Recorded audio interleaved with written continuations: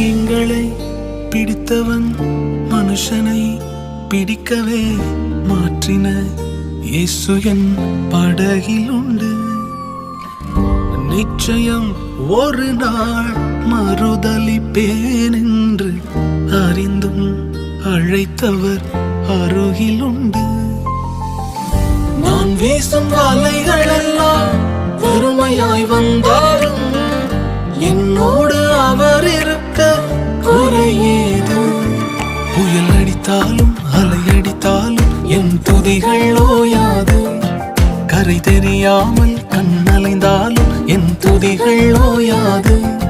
என் நம்பிக்கை அவமானாலும் என் துதிகள் ஓயாது. கைவிடத் தெரியாதவரை விட்டு ஓட